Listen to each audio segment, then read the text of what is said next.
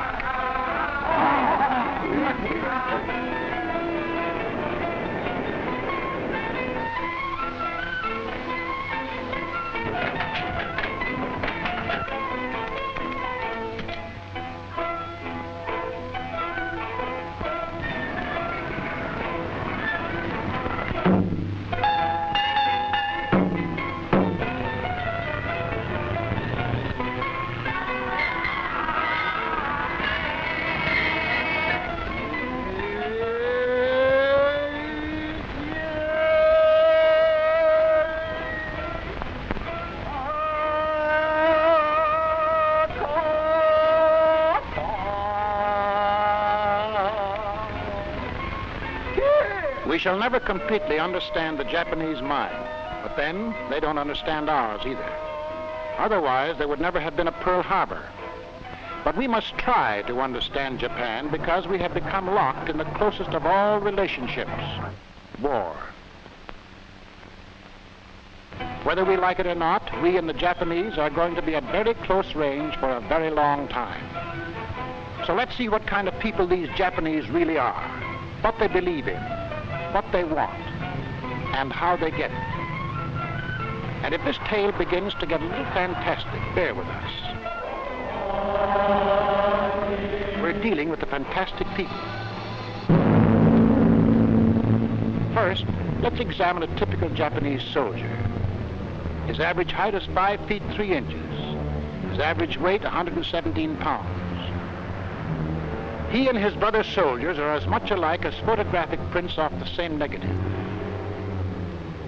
His pay is 10 yen, or about $2.36 a month. His personal equipment is simple but practical. Fully supplied with ammunition, the load he carries weighs about 60 pounds, more than half his weight. His uniform is ill-fitting, his appearance unsoldierly, even comic according to Western standards. At drill, he may lack precision. But he is hard. He is able. He knows his job. His endurance is phenomenal. He'd just as soon go over a mountain as around it. He lives on rice and fish, or occasionally rice and meat, but often on rice alone. And he's proud of it. He is prouder still of the fact that to be a soldier is the highest human achievement in Japan.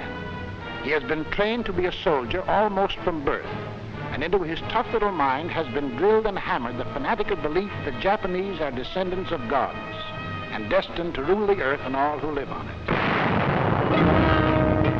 To this end, treachery, brutality, rape, and torture are all justified if used against non-Japanese.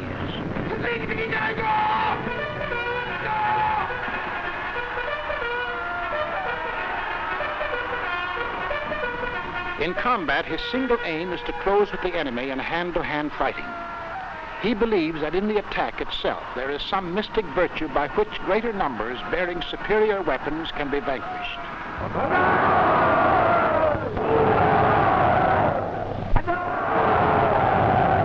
In his mind, there is usually no question of choice between death and surrender.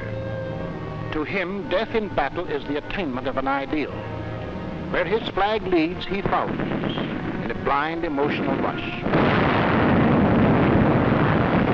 For his flag not only represents his country, it is also the image of his God of gods. His flag is the rising sun, and the rising sun is the symbol of the emperor. To the Japanese, their emperor is the most holy of holies, their visible God. He is also their political ruler, the natural and supernatural. Religion and politics all done up in a one-man package. Entrust to one man the powers of the President of the United States, the Prime Minister of Great Britain, the Premier of Soviet Russia. Add to them the powers of the Pope, the Archbishop of Canterbury, the head of the Russian Orthodox Church. Then top it all with the divine authority of our own Son of God, and you will begin to understand what Hirohito means to the Japanese, why they call him the God Emperor. For to the Japanese, Hirohito is a direct descendant of the sun, and what is so high, so brilliant, and so mighty as the sun? Accordingly, no one can stand above or look down upon the emperor. When he passes through the streets, all windows above the first floor must be tightly shuttered. The train to Tokyo from anywhere in Japan is the up train to Tokyo because the emperor lives there. Nor can the emperor be imitated in any way. Only his automobile may be maroon colored. Not even his tailor may touch the person of the emperor, for who would lay hands upon the sun? If you are Japanese, it actually hurts your eyes to look at Hirohito, just as it hurts your eyes to look at the blazing sun. Nor would anyone dream of handling his uncovered picture. When Hirohito's face appeared on the front cover of an American magazine, the Japanese government filed an official protest with the American State Department. Whatever takes place in Japan, it is he, the God Emperor, that causes it. From him all things emanate, and in him all things subsist. He makes the Japanese rice grow. He makes Japanese soldiers conquer the world. In his name, they bring to other people justice, enlightenment, truth, co-prosperity, and peace.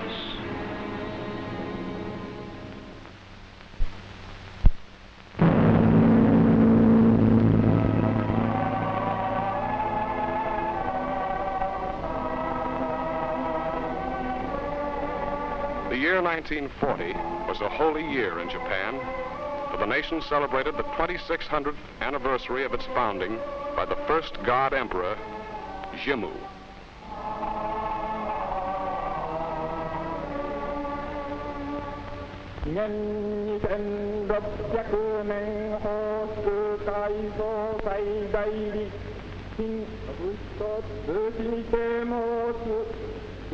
If you are Japanese, you believe that Jimmu was the grandson of Prince Ninigi, who himself was the grandson of the sun goddess, Amaterasu Omikami. And she, the sun herself, said to Prince Ninigi, "Go down and rule over the luxuriant land of reed plains, which your posterity is to govern as monarchs." Whereon Ninigi descended from heaven to the land of reed plains and built a palace, and took to wife the daughter of a mountain deity, and she bore Ninigi a son. And Ninigi's son in turn took to wife the daughter of the god of the sea, and they too had a son, whom they named Jimmu. Exactly 2,600 years ago, Jimmu landed at Yamato and proclaimed himself emperor over all the islands, saying, "Let us extend our capital until it covers the 8 corners of the world under one roof." And in this way the Japanese empire was created. Hirohito is the 128th direct descendant of the sun goddess. And since from the beginning the emperor gods have mingled their flesh with mortal flesh, it follows that all Japanese are cousins in divinity. The soldier and the wrestler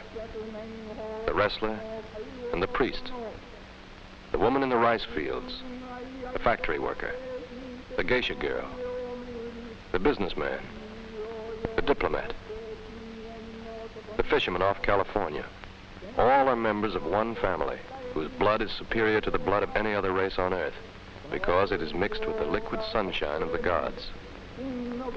And what's more, they believe it.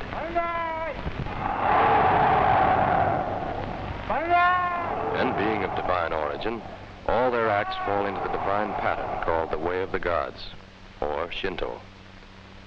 Which brings us to the national religion of Japan, Shintoism.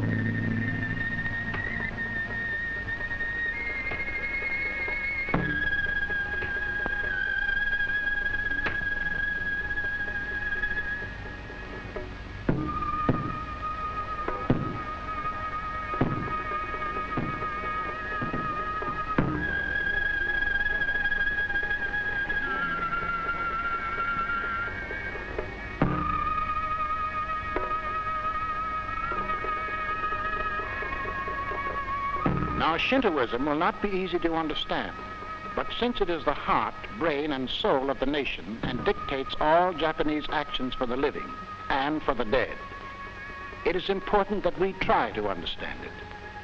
According to Shinto, the population of Japan is one son of heaven, the emperor, 9 million minor gods, 75 million living people, and billions upon billions of ghosts, the spirits of all Japanese who have died in the past. These spirits stand watch over all Japan, follow their soldiers into battle, and serenely float around in every Japanese house where guests are frequently introduced to them. They are so near, the living merely have to clap their hands to call their attention. They are fed choice food and incense is burned for them. Each living Japanese is merely a link in this endless chain of ghosts. He is identical with them except for the unimportant fact that he breathes and can be seen. Each living Japanese knows he is constantly surrounded by these spirits who guard him and watch over him to see that he obeys the emperor and follows the way of the gods. To watch over special Japanese activities, there is a host of minor gods. The volcano is a god. The lightning. There is a god of the silkworm, the god of the night wind. These pearl divers have a god, and annually they hold a ceremony for him. These farmers have a rice god to whom they offer prayers for a good harvest. These scarecrows are all gods of one kind or another. There are over 100,000 Shinto shrines in which these local gods and spirits are worshipped. For the living Japanese, Shinto decrees that all their actions must imitate the way of the gods, who handle chopsticks thusly, arrange flowers thusly, drink tea thusly, worship the emperor thusly, enter a room thusly, greet an acquaintance thusly.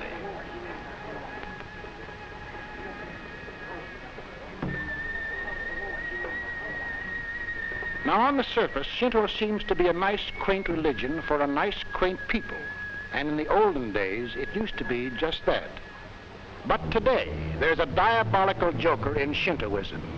For since about 1870, the state has forced into the teachings of Shinto a mad, fanatical doctrine. A doctrine that has brought suffering and death to untold millions of innocent Asiatics. And now to thousands upon thousands of Americans.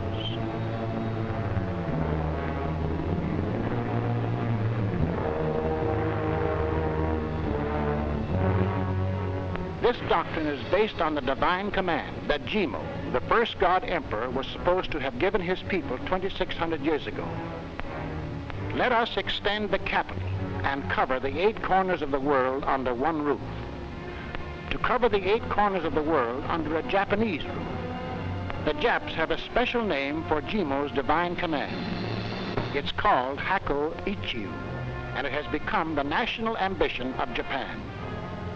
From the viewpoint of Hakko Ichiu, the Emperor of Japan is the Emperor of all the races of the world. There are no 7 seas. All the oceans are to be recognized as the great Japanese sea. And in 1930, the modern American college-educated minister Matsuoka said, "To save humanity in conformity with the great spirit in which the Emperor Jimmu founded the empire, Japan should take over the management of Asia. then extended to the rest of the world. If you are Japanese, you believe you have been commanded by heaven to conquer all other races and peoples and put them under a Japanese rule.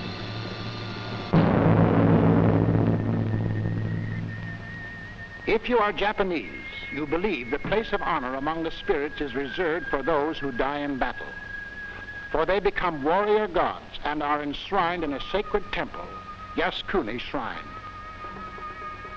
The names of soldiers killed in battle are written on little tablets and placed at night in the inner recesses of this most holy Yasukuni Shrine. That is the greatest honor that man can achieve in Japan, to die in battle and be enshrined in Yasukuni, where even the emperor comes to bow to him.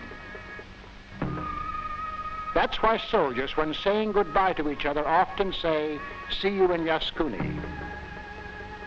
That's why mothers and wives accept the ashes of their dead soldiers without grief or sorrow. The silent victorious return, it is called. For the dead are warrior gods who live on beside them to be cherished and cared for, to be given food and drink and a lighted cigarette to smoke.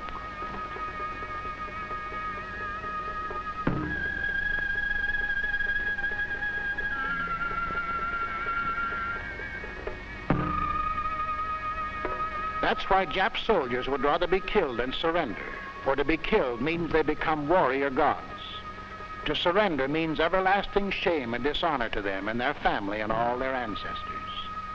If you are Japanese, you believe these things implicitly. Bandai! Bandai!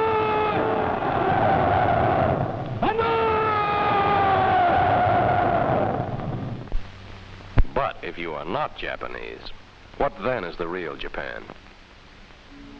The Japan of the geographer, the anthropologist, and the historian. The Japan of which the Japanese themselves know little or nothing.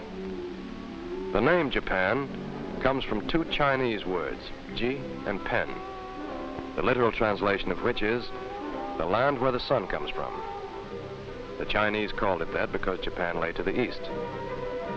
Geographers say Japan is a chain of volcanic islands, 1,200 miles long and an average of 120 miles wide, her total land mass being a little larger than the state of California. Rocky and mountainous, only 16% of Japan is suitable for farming. Every human being in Japan lives within sight of mountains, many of them from 6,000 to 12,000 feet high. There are some 50 active volcanoes scattered through Japan. On an average of 4 times a day, Japan has earthquakes, severe shocks occurring about once every 2.5 years, with one disastrous earthquake about every 25 years.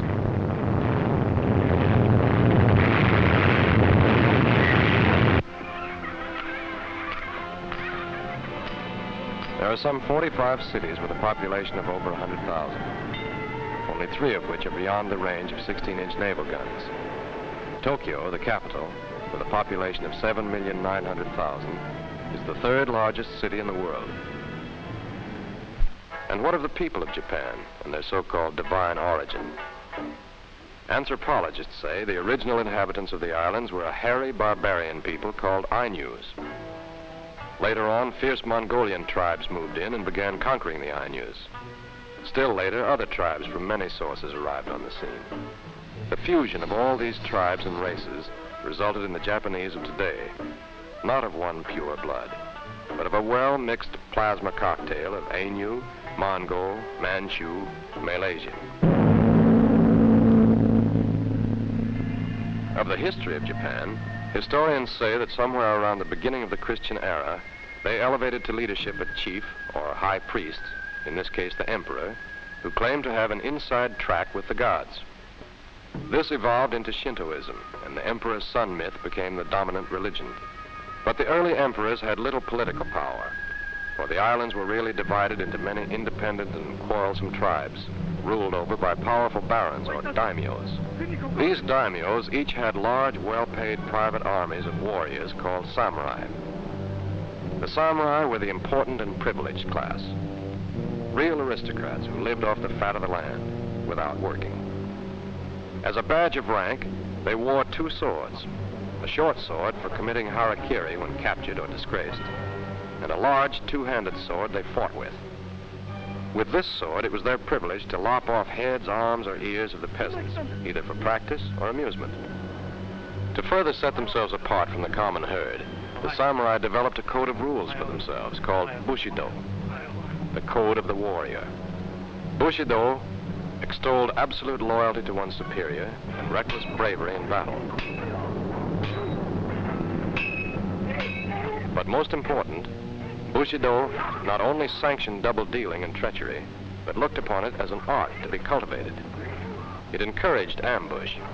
Jump a man from behind when he's unarmed and you've got a club. When he's alone and you've got a gang. That's Bushido, the art of treachery and the double cross, the national code of Japan. Harakiri was also a privilege of the samurai. When condemned to death, they were allowed to kill themselves rather than be beheaded. The executioner's axe was for the common people. As a result, harakiri became an elaborate ceremony, a form of art that showed bravery and indifference to pain. A man's son or his best friend stood by with a big sword to chop his head off in case he lost his nerve.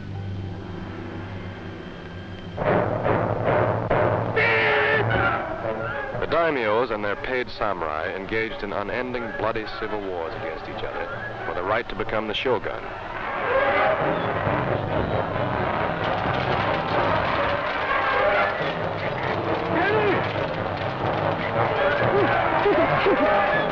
Being the shogun meant being top dog among all the daimyos, a dictator of dictators, ruling the islands in the name of the emperor, who was kept in the background as a religious figurehead.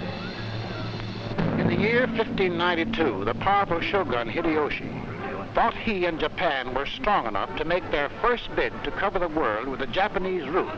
And as they have ever since, they picked China as the first victim.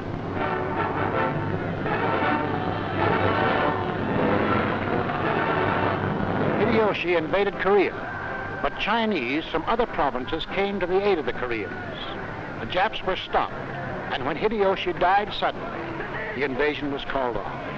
But they did a complete job of plunder, taking back with them all the wealth and art they could carry. They also brought back 30,000 pickled ears and noses of Chinese and Koreans killed in battle. These they buried in what is now known as the Ear Mound in the city of Kyoto. It was around this period that something new came into the midst of this warring, bloodthirsty people. Something new and strange. In the year 1521, Magellan had sailed around the world to the Philippines. In his wake came Spanish and Portuguese missionaries who eventually visited the Japanese islands. The strange new thing they brought was Christianity, the revolutionary doctrine of peace on earth and the equality and brotherhood of man. Here was something that dignified the lowly Japanese serfs as human beings. Soon there were some 200 churches and over 200,000 converts.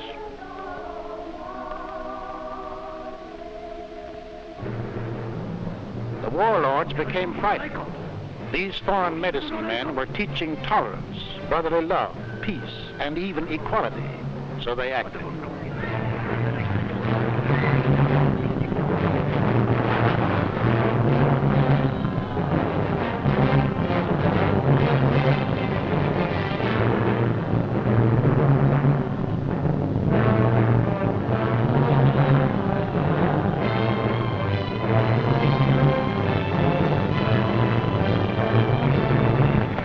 One 137 churches were destroyed in Nagasaki. All Christian converts in Tokyo were burned at the stake. Throw out the West. Throw out its poisonous doctrine of peace. And with that, Japan closed its doors. No one could leave Japan. No one could enter. Foreign sailors shipwrecked on their shores were tortured and beheaded. For 200 years, Japan remained completely isolated.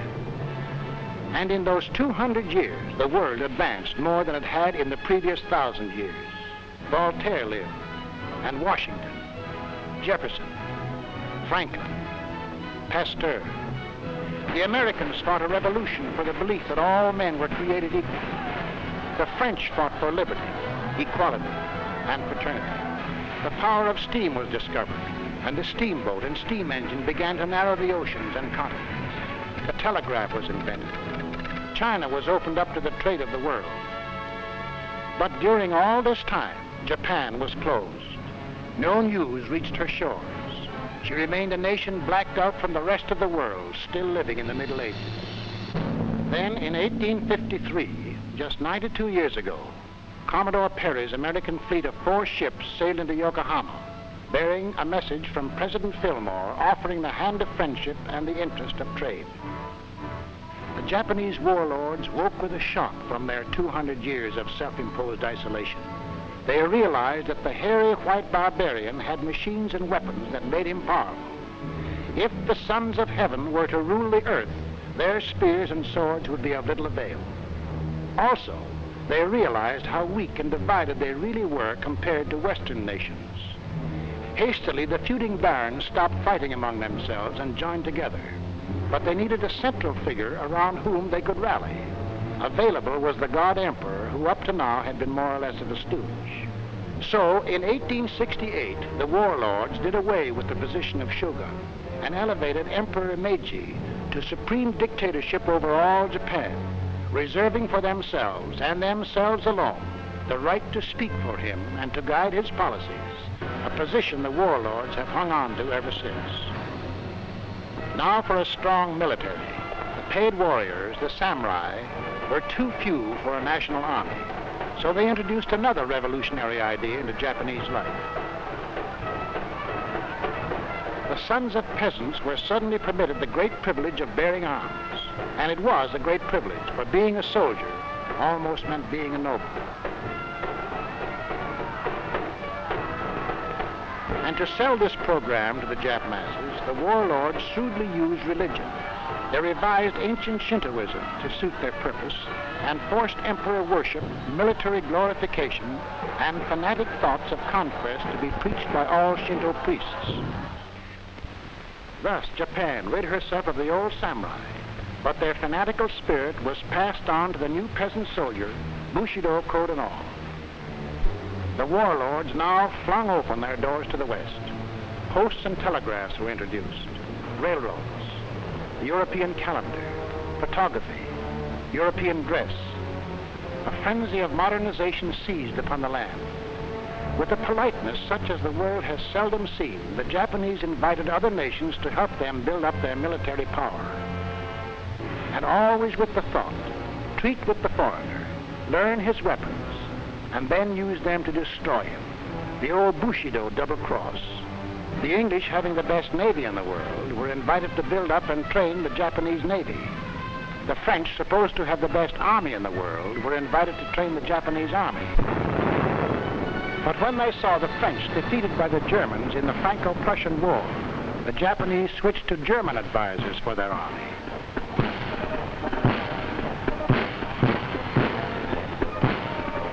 From the English and the Americans, they borrowed the outward forms of democracy, ministers and their representative body, the Diet. But this was all a cruel joke, for the Army and Navy cabinet ministers, still actually descendants of the old feudal barons, are above and beyond any law-making body. They have direct access to the emperor and can entirely bypass the civil government. In fact, whatever Japan took from the West or the Chinese, the warlords never took the moral or ethical principles that went with them. All modern knowledge that has come to the Japanese people, all culture, all ideas, all thinking has been filtered through to the people from the top down. Any new idea is first tried out by the ruling classes, changed to suit their purpose, then with the emperor's blessing handed down to the people as divine law. In our Western civilization, practically all the ideas, the forces that have changed our thinking have come from the bottom up. Evolution or revolution starts with the people. With the Japs, evolution is handed down to the people. Japan was westernized by decree, not by popular desire. In spite of westernization, everyone in Japan still rules over his inferior and in turn bows down to his superiors just as they did in the Middle Ages. Women have the least standing of all. They must obey the males in all things. Even today, there isn't any moral right or wrong in Japan. Merely, are you or are you not obedient to your superiors? For instance, today, a father still has the power to sell his daughter when she is 11 or 12 to a factory or a mill. She will eat, sleep, and go to school in the factory, but all her earnings will go to her father. Or if she is a little older and he needs money, the father can sell her outright to a geisha house or house of prostitution. And modernization has done even less for the standard of living. Individual welfare still doesn't count. Discomfort is supposed to be a divine virtue. And that's why the people of Japan all work as long as they can, and as soon as they can, and as hard as they can. For they, too, consider themselves as soldiers with a divine mission. These women beat the earth in humble rhythm, just as they did 1,000 years ago. These women work day after day, month after month in the rice fields, human machines producing rice and soldiers. Over their heads fly the latest planes to the wars. A diesel train thunders past. But these farmers work and live and eat like they did in the 17th century.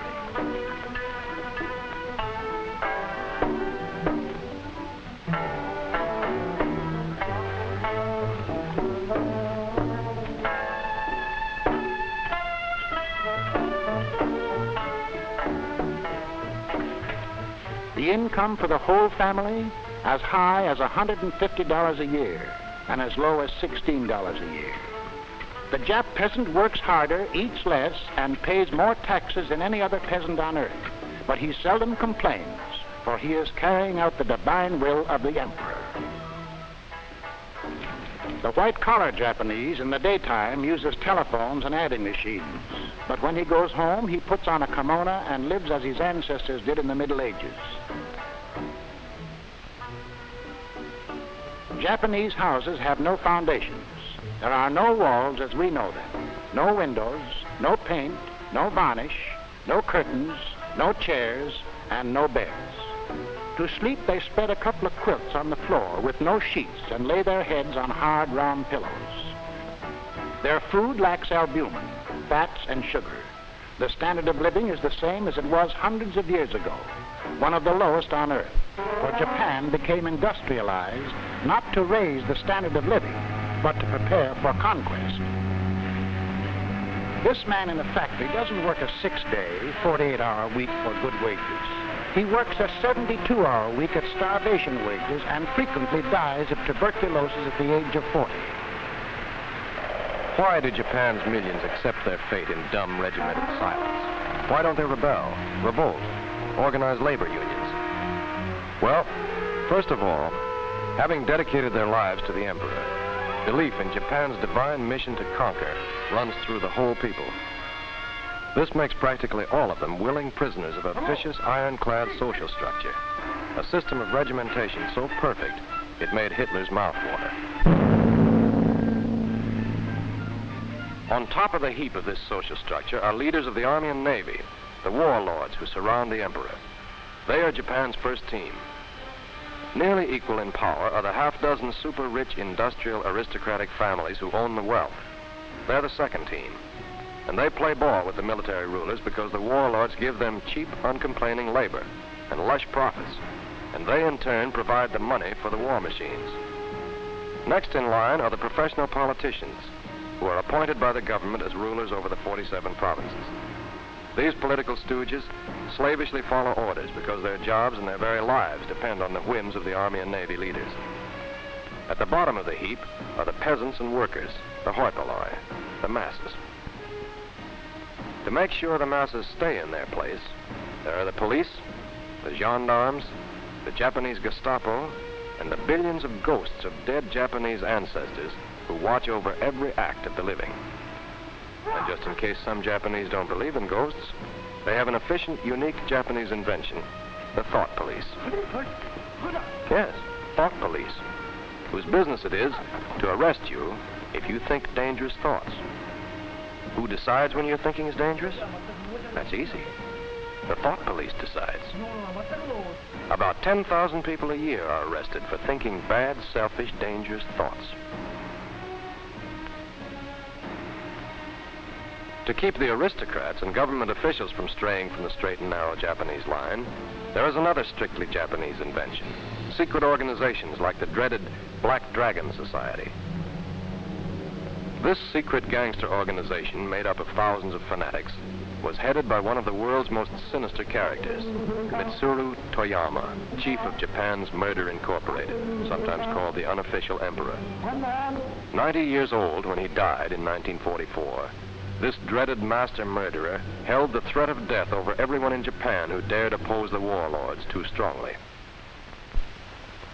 1930. Premier Hamaguchi shot down at his desk. 1932. Prime Minister Inukai. Finance Minister Inouye. Baron Takuma Dan, head of the House of Mitsui.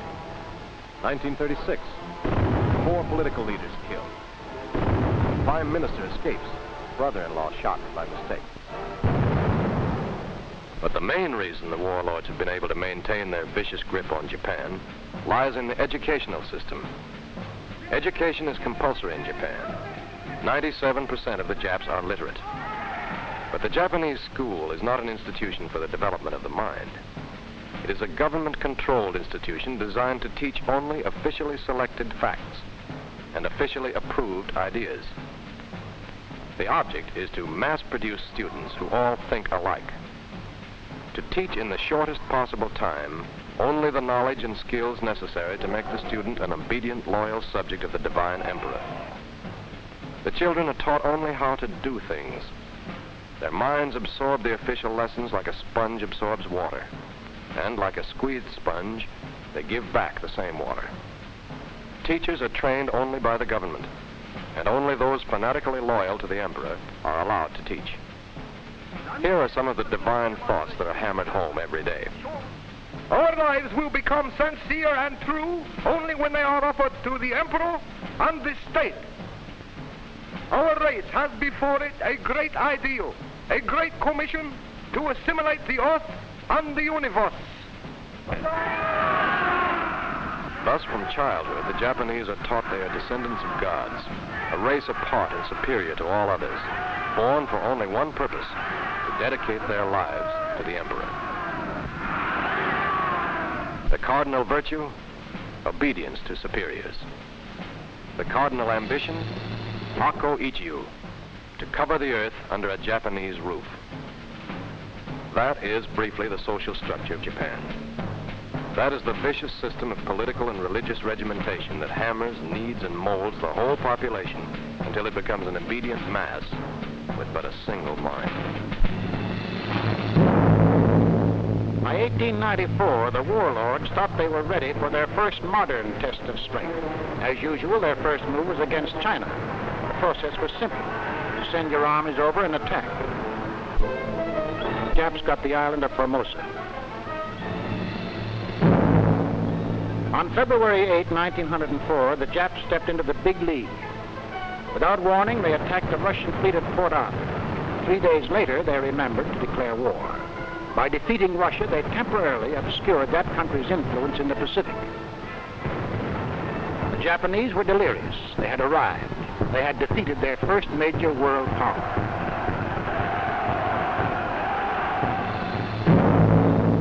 And 6 years later, in 1910, they simply marched in and annexed Korea.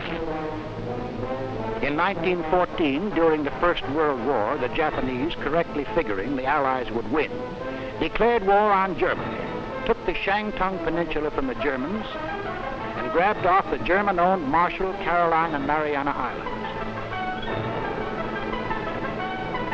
After the war, the Japanese emissaries signed anything and everything: League of Nations, disarmament agreement, nine-power treaty. But they insisted on keeping the Marshalls and Carolines and declared them taboo to all foreigners. Hako Ichiu was coming true. The Japs couldn't seem to make mistakes. They won every war in the field and in politics. Every time they tangled with the West, they got new territory. The warlords grew more popular than ever. In 1927, one of them, Baron Giichi Tanaka, made out a secret modern blueprint to achieve this mad dream and handed it to the emperor. It is called the Tanaka Memorial, Japan's Mein Kampf. It was a simple plan, but carefully thought out.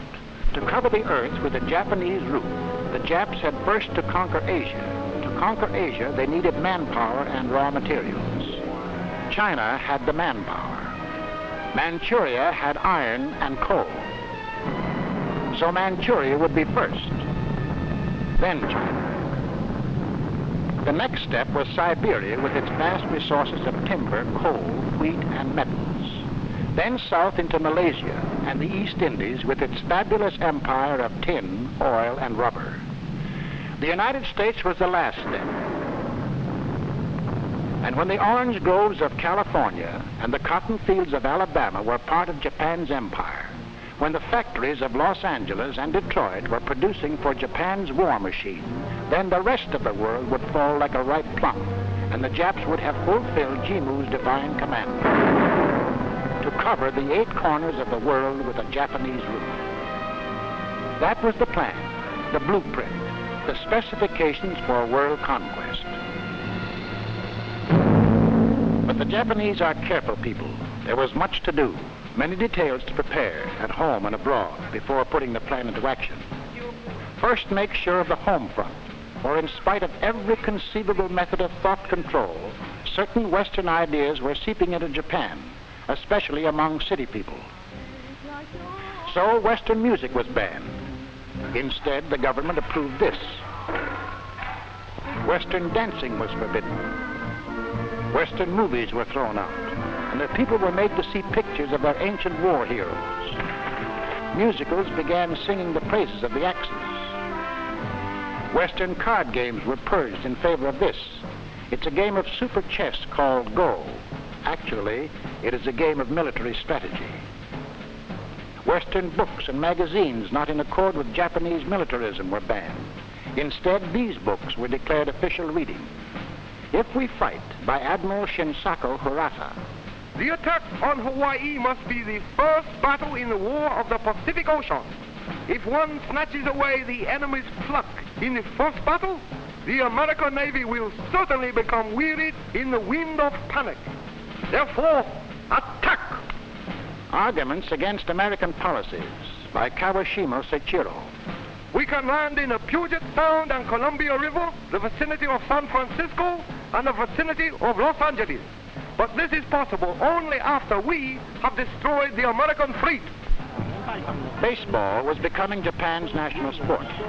It was popularized in Japan by visiting American teams. In 1931, an all-star team led by Lou Gehrig, Al Simmons, and Lefty Grove played in Tokyo to standing room only. 松井村瀬を1、2塁に置いて南村左中間に痛烈な安打を放ち松井村瀬ホームイン。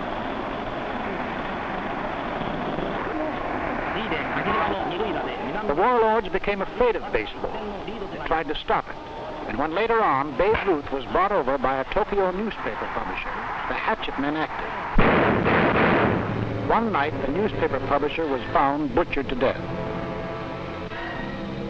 To try to take the place of baseball, the rulers encouraged the old Shinto-approved sports like sumo, kendo, and judo.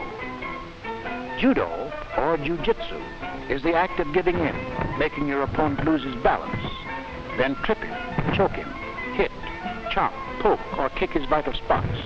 The way of gentleness it is called. Jap diplomats think in terms of judo. For example, make an offer of peace just before you intend to attack.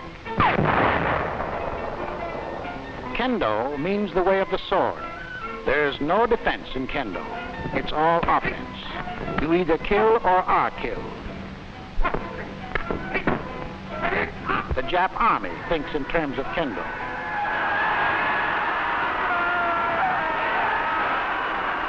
Sumo, or Japanese wrestling, is the act of calmly waiting or stalling for time.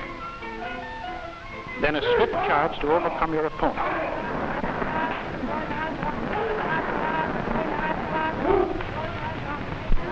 The Japanese people think in terms of sumo. Calm, peaceful, serene, like their volcano Mount Fuji, with violent eruptions of brutal passions in between.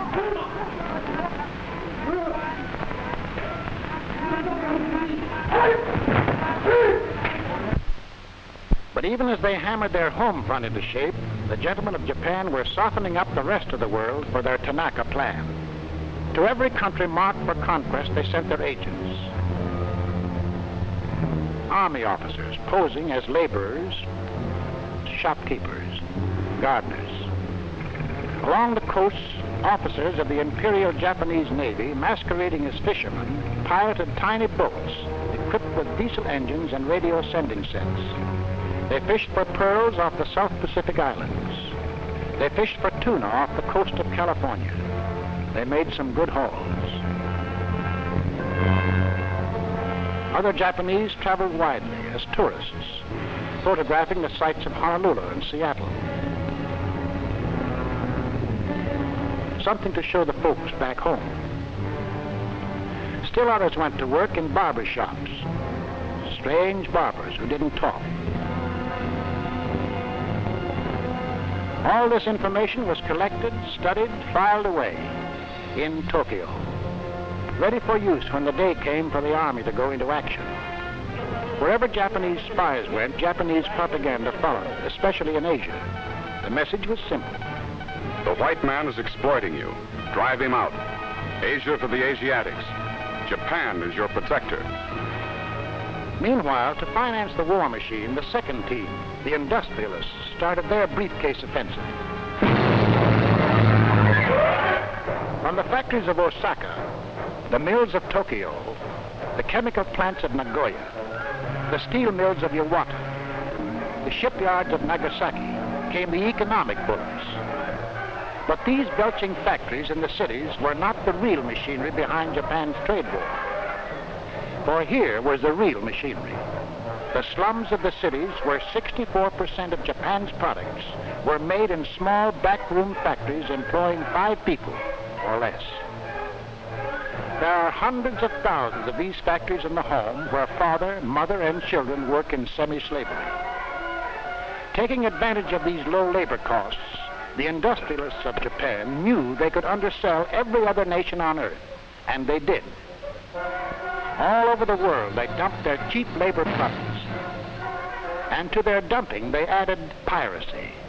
Countless patented articles were manufactured and sold throughout Asia under their American names. The 2 best-known American spark plugs. Genuine old Scotch whiskey was made in the distilleries of Osaka. Matches made in Kobe were labeled made in Sweden. They undersold silk to the silk-producing Italians. They undersold England's cotton goods in the home of her own cotton industry. They undersold beer to the beer-producing Germans. American toothbrushes, retailing at 35 to 50 cents each, were copied in Japan to retail in American chain stores at 10 cents each. They even undersold us with our own American flag. And with the money accumulated in foreign countries with these cheap labor exports, did they in turn buy automobiles, ice boxes, or food? Did they erect better homes for the Jap workers or improve their living conditions? No, indeed. Instead, they imported oil, scrap iron, tin, rubber, aluminum, and secretly built up their powerful war machine. A fanatic nation turning its sweat into weapons for conquest. Sweat for guns. Sweat for planes. Sweat for ships. Sweat for war.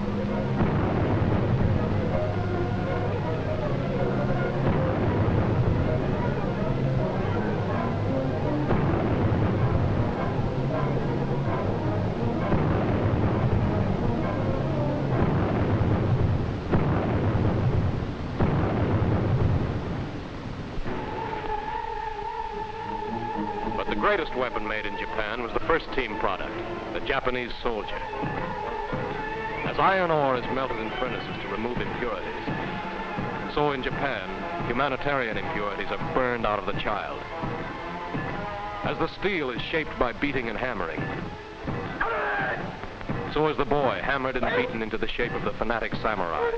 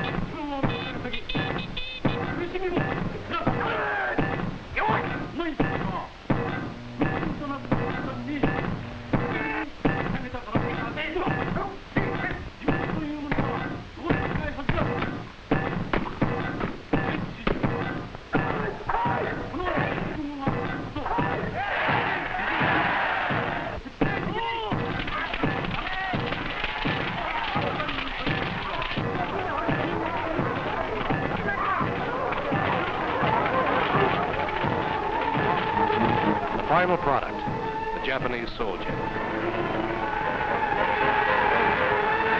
Ready to shoot, smash, and slug Jap superiority into all non-Japanese people. And so on September 18th, 1931, the first team kicked off.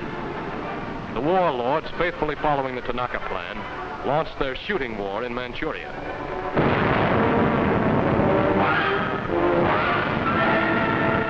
Co-prosperity. Enlightenment. Justice.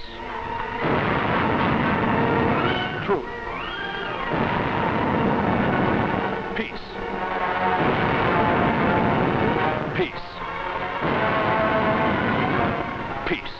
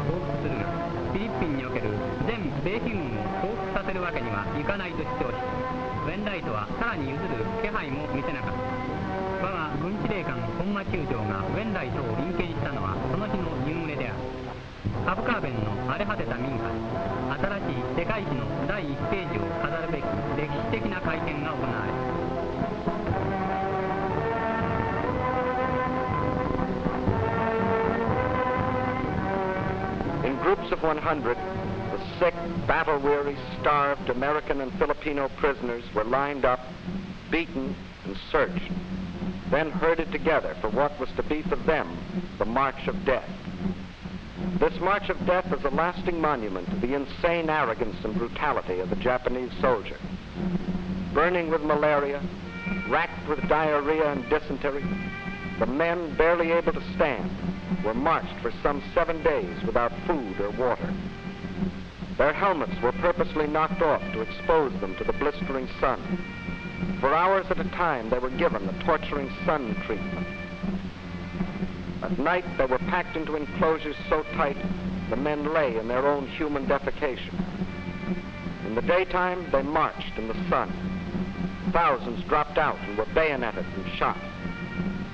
Those that made it to the prison camps were subjected to unspeakable humiliation and torture. 3 years later, when rescued by MacArthur, this is how they looked.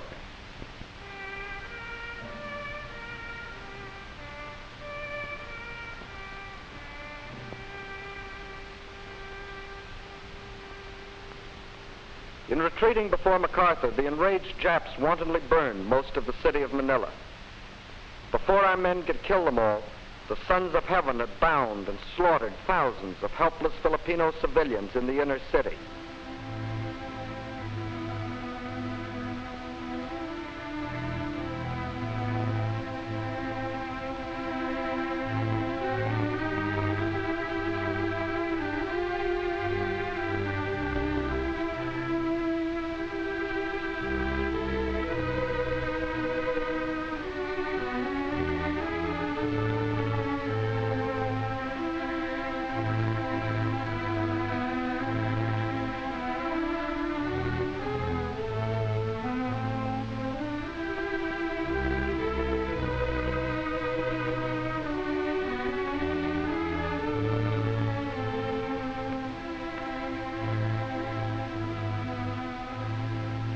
Co-prosperity, peace, enlightenment.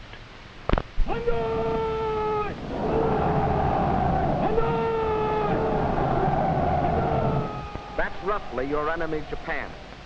A nation with a tough, seasoned, fanatic army of 4 million still practically intact.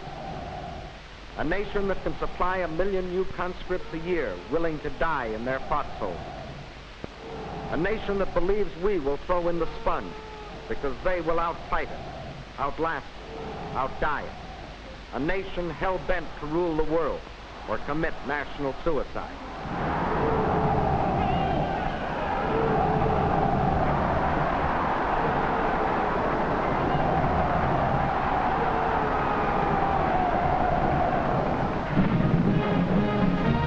Defeating this nation is as necessary as shooting down a mad dog in your neighborhood. With only a portion of our total strength, we have already cracked Japan's outer defenses.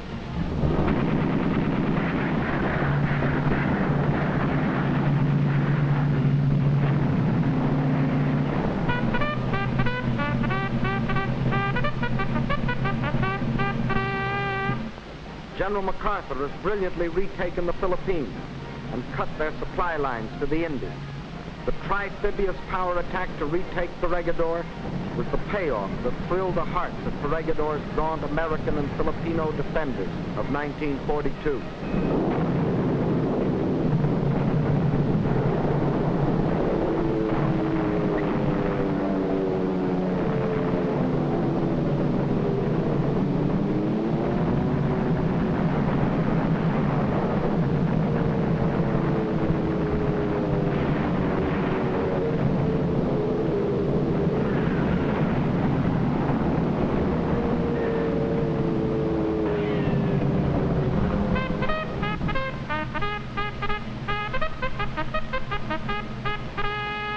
Our Marines topped their glorious fighting history by killing 20,000 Japanese on Iwo Jima.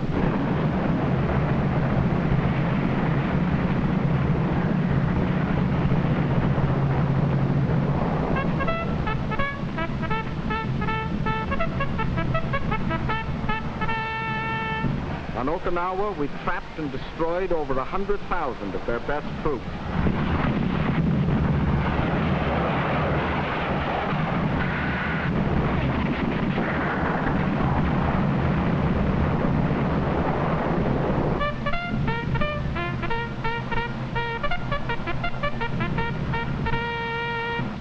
Our Navy has sent to the bottom approximately 3/4 of their naval strength.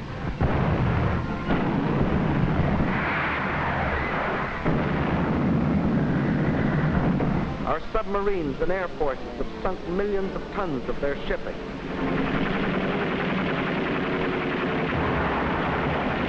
From the airfields near Japan, paid for in American blood, our air forces are systematically blasting Jap factories and war plants.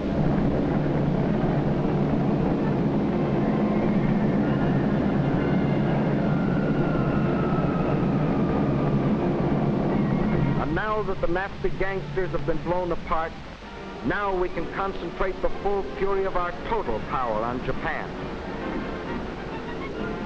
The power of a Navy bigger than all other navies combined.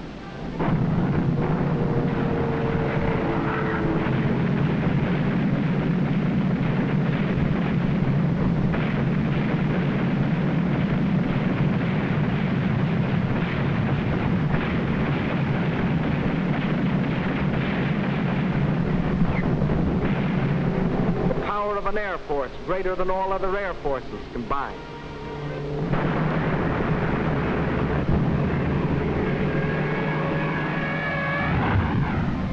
The power of the best equipped and hardest hitting army the world has ever seen.